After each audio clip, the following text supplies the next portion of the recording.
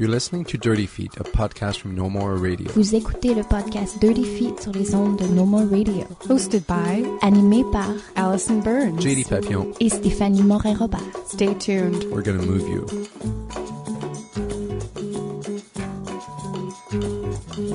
Bonjour tout le monde, bienvenue au 126e épisode de Dirty Feet.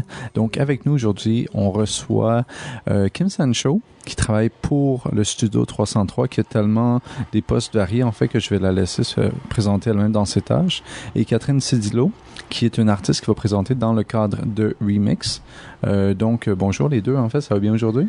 Oui, bonjour. Oui, très bien, sûr. Donc, Remix, en fait, je vais juste faire une petite mise en introduction. C'est un projet qui en est maintenant sa deuxième année au Studio 303.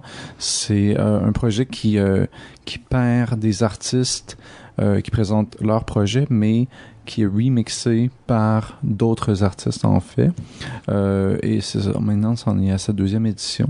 Donc, Kim Sen, en fait, bon, tout d'abord, en fait, c'est ça, j'ai pas vraiment dit ce que tu faisais à 303, parce que je me souviens la dernière fois qu'on t'avait reçu pour parler de Métamorphose, vos pas, c'est ça, se promènent un petit peu, ça fluctue un peu. Donc, qu'est-ce que tu fais en fait maintenant à 303 et dans le cadre de Remix? Comment est-ce que tu es impliqué exactement? Ok. Donc moi, ça fait 2 ans que je travaille au Studio 303. Puis en temps normal, je suis directrice pour les communications et l'administration. Et en ce moment, donc on a Myriam Ginestier qui est en congé sabbatique. Donc moi, je la remplace jusqu'à son retour à la direction générale et puis la direction artistique pour le projet Remix. Donc c'est ça. Donc ça veut dire que je travaille quand même comme je travaille sur la sélection principalement, et après Remix c'est quand même un projet qui avance relativement tout seul, qui est quand même assez facile à runner. Remix, en fait, on a mentionné vite ça perd des artistes ensemble, mais c'est quoi exactement Remix? Le processus, c'est intéressant en fait. Tu peux nous en parler un peu? Oui, alors en fait, ce qui est intéressant déjà, c'est que l'année dernière, donc nous, on fonctionne que par appel de dossier. L'année passée, on avait fait un appel pour rechercher des remixeurs et des remixés. Puis comme on a beaucoup plus de personnes qui ont présenté des pièces à remixer que des gens qui voulaient remixer. Fait que c'était vraiment comme... Enfin, en tout cas, la répartition, c'était peut-être 10%, 90%. Quelque chose. Peut-être pas. Bon, en tout cas. Du coup, cette année, ce qu'on a fait, c'est qu'on a invité des remixeurs. Donc, on a invité Catherine Lavoie-Marcu et Sacha Kleinplatz et Andrew Tay en tant que remixeur. On a lancé l'appel. On a reçu quand même beaucoup d'applications. Nous, on a fait un premier tour de sélection. Et ensuite, après, les remixeurs ont choisi les pièces et les artistes qu'ils voulaient remixer. C'est ça. En général, comme il y a quand même c'est sûr qu'il y a toujours comme des affinités entre les pièces. Comme l'année dernière, par exemple, il y avait eu Nancy Gloutenay et Sarah Bronsard. Et puis, on était super contentes parce qu'elles continuent à travailler ensemble. Puis elles vont présenter la saison prochaine à Tangente suite à cette collaboration-là. Et puis, bon, nous, on était très, très contentes parce que c'est vrai que là, la résidence est très courte. Donc, en général, t'as comme... Quand vous allez présenter, il y a vraiment un début de création, de collaboration. Mais c'est sûr que c'est jamais vraiment... Vous avez jamais vraiment le temps d'affiner, de vraiment finir la pièce. Donc c'est bien si... Nous, on est toujours contentes si ça peut déboucher sur une collaboration future. Donc c'est ça. Et au niveau, en fait, de l'organisation de ça, autre que de vraiment offrir un lieu de présentation et de pairer les artistes, est-ce que vous êtes impliqué un peu dans le processus de création de travail en studio? Non, mais de façon générale, on est rarement impliqué. Comme une fois que les artistes ont été choisis, comme après on laisse l'espace aux artistes, mais comme admettons Myriam, elle vient jamais interférer sur la création. Puis comme éventuellement, je pense on va voir quelques extraits avant. Puis aussi parce que comme en fait moi je travaille aussi pour les communications, c'est toujours super important pour moi de savoir un peu ce qui va être fait sur scène. Mais non, on laisse toujours carte blanche aux artistes. Et dans ce cas-ci, entre les deux pairages, il y a une différence importante au niveau du temps passé ensemble, en fait. Donc, Catherine Cédillo avec Catherine Lavoie-Marcus, en fait, on en parle un petit peu. Vous avez eu très, très peu de temps pour en parler ou se voir pour l'instant. On est à un peu moins d'une semaine de la présentation, alors que dans le cas de Wants and Needs Dance, avec Sacha et Andrew, eux qui sont pairés avec Geneviève Cefferon. Donc, dans leur cas, en fait, ça fait un certain temps qu'ils travaillent ensemble. Donc, au niveau de ce processus-là, est-ce qu'il y a un peu un nombre d'heures ou une guidance qui est donnée sur comment se rencontrer, sur comment travailler ensemble, ou est-ce que c'est vraiment aux artistes de se rencontrer, de décider comment ils vont travailler ensemble? Vous avez le même nombre d'heures pour les deux équipes, ça c'est sûr. Après, je pense que ça se fait beaucoup en fonction des disponibilités, aussi en fonction de la méthode de travail. Comme, admettons, Andrew et Sacha, je sais qu'ils travaillent séparément, finalement. Alors, c'est très drôle comme fonctionnement, ce qu'ils ont, mais comme ils travaillent, en fait, ils travaillent pas ensemble à chaque fois. Mais c'est ça, fait que je pense que pour eux, dans leur cas, c'était mieux d'avoir des répétitions espacées. Mais c'est ça. Mais je pense que ça s'est fait beaucoup par rapport à vos disponibilités, puis votre façon de travailler, plus qu'autre chose. Oui, je pense que c'était surtout parce que les deux, Catherine était à l'extérieur du pays pour quand même un nombre de semaines important. Je pense qu'elle revenait hier ou aujourd'hui, non, mais hier. Mais puis moi, ça m'allait en fait. J'ai pas de, ça me plaît le fait d'avoir un nombre réduit d'heures puis de devoir travailler là-dedans. Je trouve ça plus inspirant que la grande page blanche. Vous avez le nombre d'heures que vous voulez, là, ça devient angoissant presque pour moi d'avoir autant de temps pour travailler sur quelque chose. Donc le petit format sprint, là. Ouais. Adrénaline qui pompe et tout. Là. Ouais, c'est beaucoup plus. Oui, il y a l'adrénaline, il y a le track, il y a tout ça, mais j'angoisse quand j'ai trop de temps devant moi, là. Je pense que je suis une fille nerveuse de nature. Ça me prend ça, là. Donc, en fait, c'est Catherine Cédillo qui vient de parler. On t'a peu posé de questions pour l'instant, mais Catherine Cédillo, les gens du milieu de la danse, qui sont en plus notre public un peu, te connaissent peut-être pas, en fait. Tu viens plus du milieu du théâtre, de la performance physique également, beaucoup du théâtre physique. Et tu as étudié à New York, en fait. Donc, peux-tu nous parler un petit peu de ton parcours, ce qui t'a amené à maintenant présenter d'un cadre plus danse et performance? Je pense que je suis une grande amoureuse des arts vivants. D'emblée, là, la première chose, que ce soit de la danse, de la performance, du théâtre, des jams, peu importe, là, tout ce qui est risqué, qui est devant le public, ça me fascine. C'est mon univers créatif, c'est surtout ça. Moi, j'ai commencé en théâtre, on faisait au secondaire, j'en ai fait au cégep. Après ça, je suis partie étudier à New York. Une technique Meisner que maintenant j'essaie d'enseigner un peu surtout la base là. Et je reconnecte avec ce premier amour là. Sinon après ça, c'est ça, j'ai exploré le clown beaucoup, donc le contact avec le public, c'est très dans le moment présent. Et ensuite j'ai découvert le buto, qui est étrangement la chose qui m'a calmé le plus dans la vie. Et qui m'a plongé dans la présence, dans autant la lenteur que la vitesse, mais contrôlée, très... et qui m'a fait aussi reconnecter avec ce que j'aurais voulu faire dans la vie, je pense, la danse, si j'avais commencé plus tôt, si j'avais pas eu l'impression toute ma vingtaine qu'il était déjà trop tard, là. Puis c'est dans la trentaine, j'ai fait pas si trop tard que ça, on va l'explorer quand même un peu.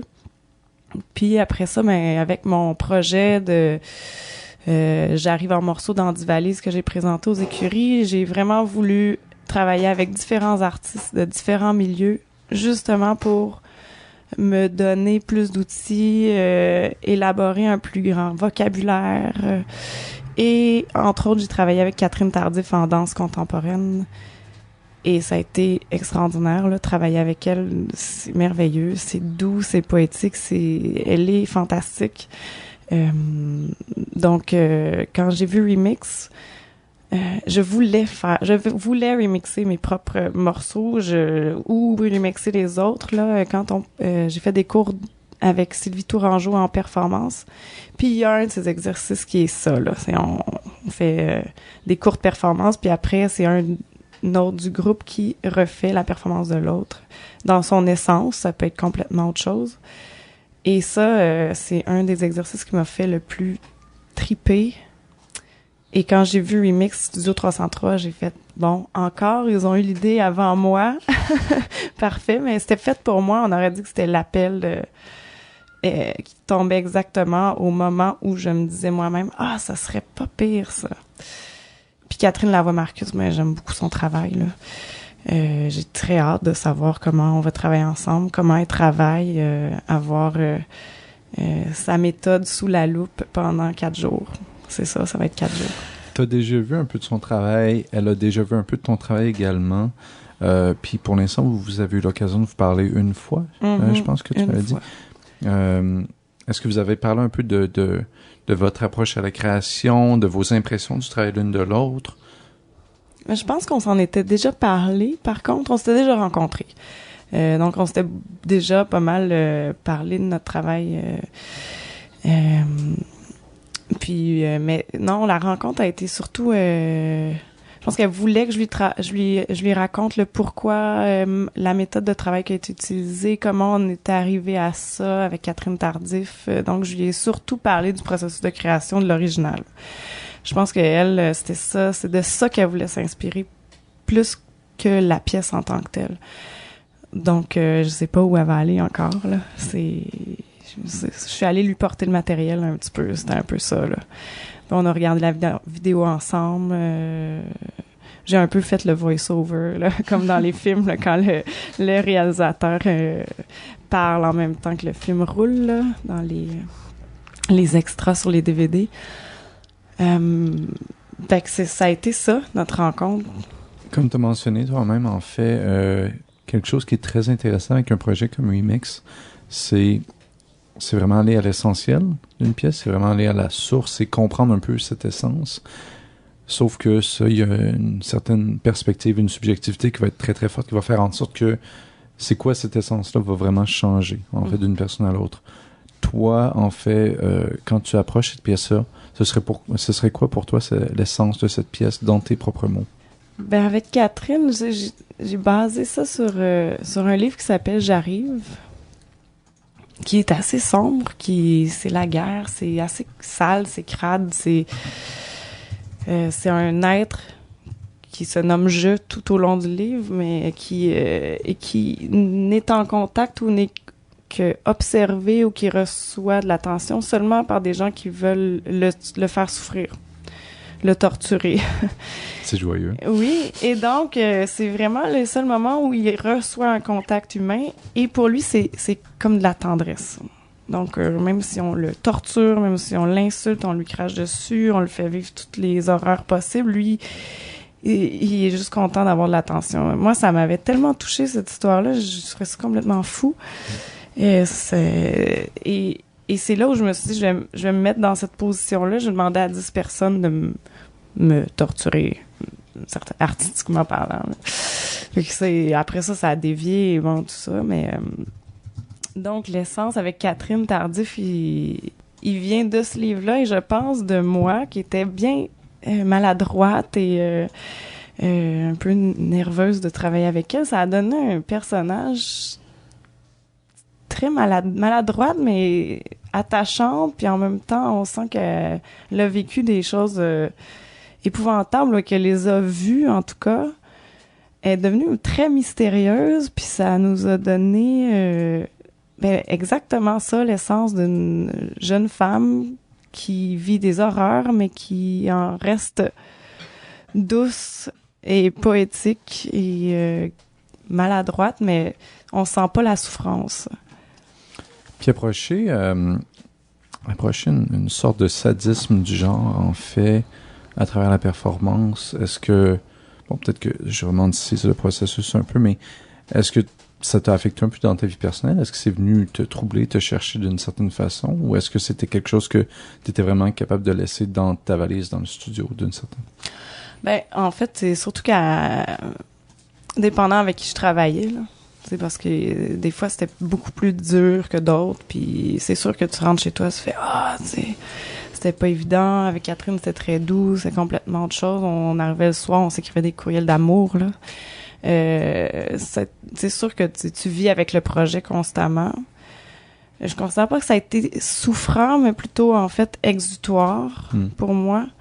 Le projet vient de ce livre-là, mais il vient aussi de l'impression profonde d'être manipulé constamment. Tu sais, on reçoit tellement d'informations, des informations constamment contradictoires, même si c'est prouvé scientifiquement, tu vas avoir la preuve contraire le lendemain. On sait plus quoi croire, on sait plus quoi. Moi, c'était ça qui me rendait folle. Puis ce personnage-là, pourquoi il m'a touchée, puis que ça s'est lié à ça, j'ai aucune idée, mais j'avais besoin que ça sorte. Puis j'avais besoin de travailler avec quelqu'un d'autre à chaque fois, puis ouais, c'est comme si allez-y, faites parler à travers moi, ou j'ai déjà l'impression de recevoir beaucoup trop d'informations, fait que on va y aller encore plus directement, là. Ce projet-là où tu as collaboré en fait avec 10 artistes différents, tu avais une résidence avec les écuries, tu avais mentionné. C'était sur une longue période de temps aussi, ce projet-là. Ça a été sur 1 an environ, tu m'avais dit, je crois? Ben, toute une saison, là, 10 mois, je pense, de septembre à mai. Fait que c'était 1 par mois. C'était un peu l'idée du court-métrage avant le long-métrage. Moi, je me disais, j'ai étudié à New York, je suis pas si connue que ça non plus dans le théâtre. Donc, c'était l'idée qu'il n'y ait pas juste mes amis qui viennent me voir, mais donc les gens venaient voir la pièce principale de la programmation des écuries et avaient le choix de venir voir ma pièce avant. Donc, ça a attiré des gens qui auraient jamais vu un tel type de performance non plus. Je vais pas dire que ça a plu tout le temps ou déplu, mais je pense qu'il y en a qui ont découvert des choses. Et puis moi, ça m'a permis aussi de présenter devant des gens que je connais pas du tout, d'un public qui viendrait jamais voir mes shows. Fait que c'était très intéressant comme expérience. Puis à la fin, j'ai présenté 2 heures. Je les ai toutes présentées d'un coup. Là, c'était 2h15 de show solo où je plongeais d'un univers à l'autre en rafale. Et ça a été quel voyage. Donc tu passes la porte de la scène, tu sais que t'es pas sorti en 2h15 de là, puis c'est juste toi là. Les gens, c'est un dialogue avec toi puis les autres là. C'est quand même quelque chose. Là. Au niveau en fait, à t'entendre parler, c'est intéressant parce qu'un élément qui revient souvent, j'ai l'impression, c'est de partir. Entre autres avec l'image de tes valises dans ta pièce que tu avais présentée au Fringe il y a plusieurs années, d'être parti à New York aussi, utiliser un livre comme J'arrive comme titre aussi. Il y a un certain sens en fait de devoir tout le temps bouger ou te déplacer. Est-ce que tu es très inspiré par tes voyages? Est-ce que tu te déplaces beaucoup? Ou est-ce qu'au contraire, c'est vraiment une autre forme d'exutoire de devoir tellement bouger à travers ta création? Bonne question. Effectivement, j'aime beaucoup bouger, j'aime beaucoup voyager. J'ai jamais eu une direction droite. Disons que j'ai comme exploré beaucoup. J'ai pas d'ambition précise. Je suis pas mal. C'est assez organique là. Jusqu'à temps que il y ait un blocage. Là, d'un coup, je vais briser une autre cloison puis aller vers autre chose. Mais effectivement, j'ai fait des cours de clown en Suède. Je suis allée aussi en Belgique en faire. J'ai fait des cours de buto en Allemagne. Jamais allée au Japon encore. Mais oui, j'essaie d'aller voir un peu partout. Pas rester en place. Parce que j'ai tendance à stagner, je pense. J'ai une certaine paresse, là. Fait que je me challenge. Je pense que je me donne des défis. Je me pousse à sortir. Partir, sortir, arriver. Mais ouais, effectivement, ouais. J'essaie de laisser rouler toujours. Puis est-ce que c'est une certaine façon à travers... est-ce que tu sens que le buto t'a amené à t'enraciner un petit peu plus dans ta propre vie? Parce que t'en avais parlé comme un peu une découverte qui vraiment avait changé beaucoup de choses. Ouais, ça a vraiment changé beaucoup de choses. Effectivement, j'avais jamais fait le lien avec l'enracinement, mais il y a peut-être l'âge aussi, il y a tout ça là. Mais on se fait vieux. Hein? Ben vieux, pas de temps, on change, c'est bien, on évolue, mais j'ai été très nomade jusqu'à l'âge de 30 ans. Là. Donc ça fait peut-être 4-5 ans que je m'établis plus à Montréal. J'ai envie de plus travailler ici. C'est comme si j'avais exploré pendant toutes ces années-là, puis là, j'ai du matériel, on travaille. Fait que je pense que je m'enracine plus maintenant. Puis donc, peut-être, c'est pour ça que j'arrive, plus que je pars. Ouais. Puis au niveau de ta pièce, et Fantôme, en fait, on a parlé un petit peu du processus avec Catherine Tardif, mais pour l'essence, en fait, j'ai encore aucune idée de c'est quoi, en fait. Tu parles de quoi autre que de cet aspect-là, d'infliger une souffrance à quelqu'un, et ce serait quoi lié, en fait, avec un titre comme Fantôme, pour qu'on puisse un peu avoir une idée de ce qui se passait dans la pièce, peut-être. Ouais. Ben, Fantôme, elle revient pour raconter des histoires. C'est comme si c'était un être qui était coincé là, puis tant qu'elle n'aura pas raconté l'histoire de ce qu'elle a vu, de ce qu'elle a subi, ou des gens qu'elle a côtoyés pendant une période qui semble assez sombre, là. Elle pourra pas trouver la sortie. C'est un peu ça, l'idée, là. C'est qu'elle est coincée là, elle vient raconter ces histoires-là, mais depuis le début, elle cherche, en fait, le moyen de retourner ou de partir là d'où elle vient, ou enfin de trouver la paix. Est-ce que tu dirais qu'il y a quelque chose de très communicatif à travers tes créations en général? Moi, je pense que oui. Oui. C'est rarement très conceptuel. Et c'est souvent très communicationnel. Je pense que la raison pourquoi je fais ça dans la vie, c'est beaucoup parce que j'aime communiquer avec les gens, là. C'est pas très intellectuel, ou c'est très émotif, effectivement. C'est surtout ça. Tu avais parlé, entre autres, à travers ce processus-là, du besoin, en fait, de le voir un peu comme un exutoire, du besoin que quelque chose sorte plutôt que face, en fait, à tout ce qui rentrait comme information, de devoir faire ressortir quelque chose. Avec un projet comme Remix, il y a un certain élément de Lost in Translation, d'une certaine façon, à travers un autre artiste, donc une autre vision, une autre perspective, qui va un peu s'aborder. J'utilise ce terme d'une façon assez large, là, mais qui va vraiment, en fait, prendre le contrôle de ton message et le transformer à travers leurs propres artifices. Est-ce qu'il y a quelque chose, en fait, de stressant à travers ça? Tu mentionnais être quelqu'un d'anxieux. Moi, je suis plutôt anxieux comme personne. Et l'idée que quelqu'un, justement, prenne le contrôle de mes ondes, ça me rendrait très nerveux. Toi, comment est-ce que tu approches cet aspect-là d'un projet comme Remix? Ben, moi, j'avoue que ça m'excite. J'ai hâte, j'ai envie que ma parole soit transformée, déformée. De toute façon, comme je disais, j'ai vraiment l'impression que c'est ça qui arrive quotidiennement, constamment, tous les jours, avec tous les médias sociaux, et même dans les relations personnelles, là. L'interprétation de celui qui écoute.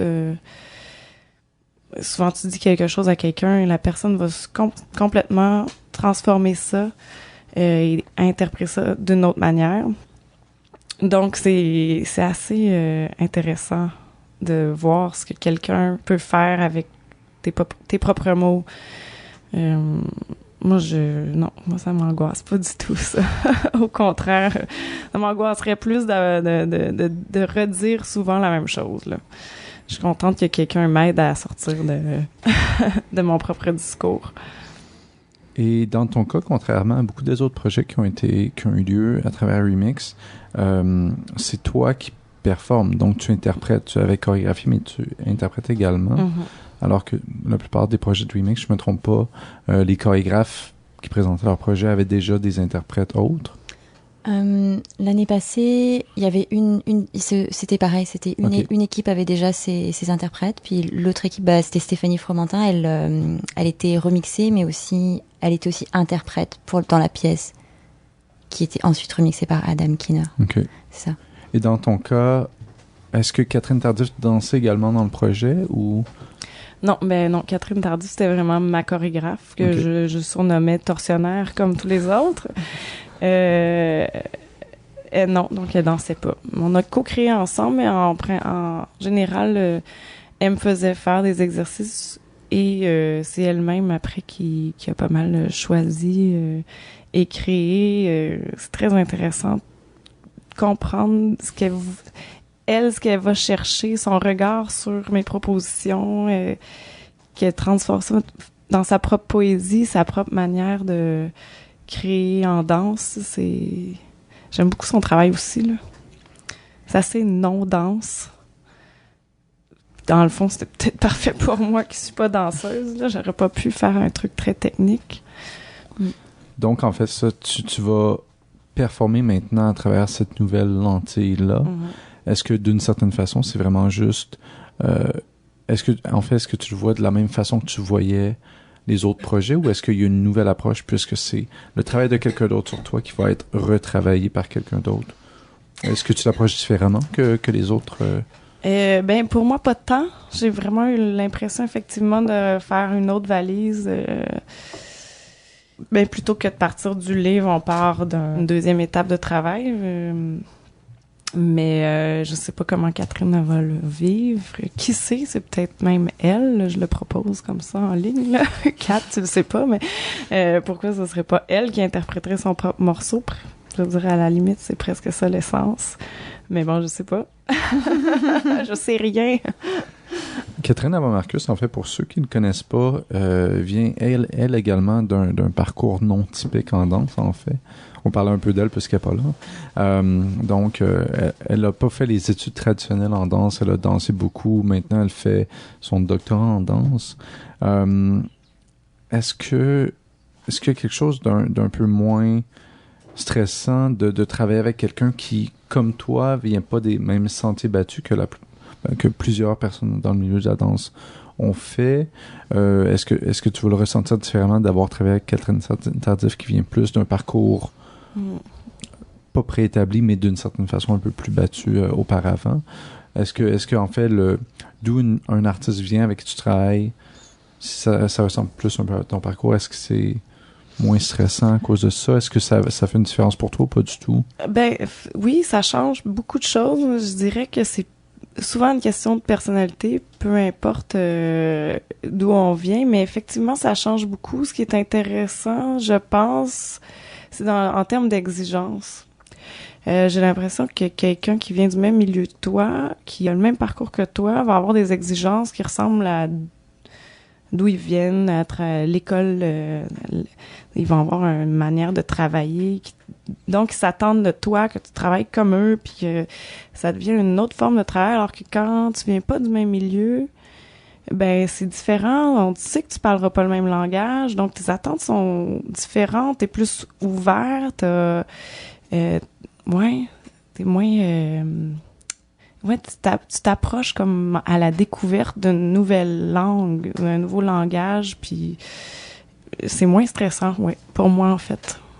Donc ça, c'est pour Remix qui va avoir lieu cette fin de semaine-ci, donc le 18 et le 19 avril 2015 pour ceux qui nous écoutent en 2016-2017. Donc, ça va être la deuxième édition de Remix. Donc, on vient de parler à Catherine Cédillo, qui va être remixée par Catherine Avomarcus. Il va également y avoir Geneviève Siferon, qui va être remixée par Wanton Needs Dance de Sacha Cohen Platz et Andrew Tate. Donc ça va être le samedi 18 à 6h, le dimanche 19 à 4h au Studio 303, dans le building du Belgo, à Montréal, qu'on doit mentionner. Donc, Kim San, en fait, c'est pas la dernière chose qui reste dans la saison non plus de 303. Qu'est-ce qu'il y a d'autre qui s'en vient aussi pour 303? En fait, on finit notre saison avec...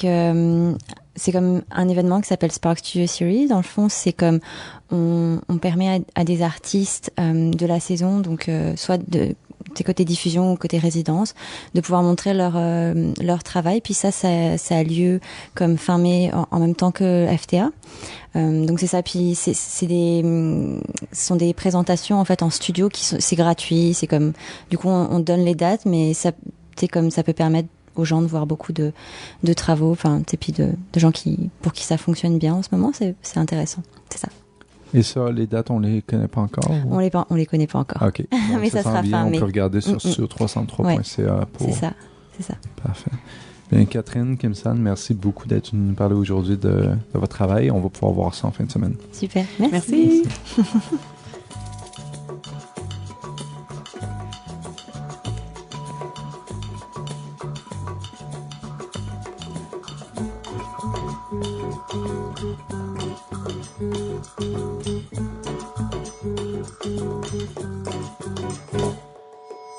Dirty Feet was previously recorded at the Montreal Improv Theatre and is currently recorded out of Mainline Theatre. Thanks, dudes.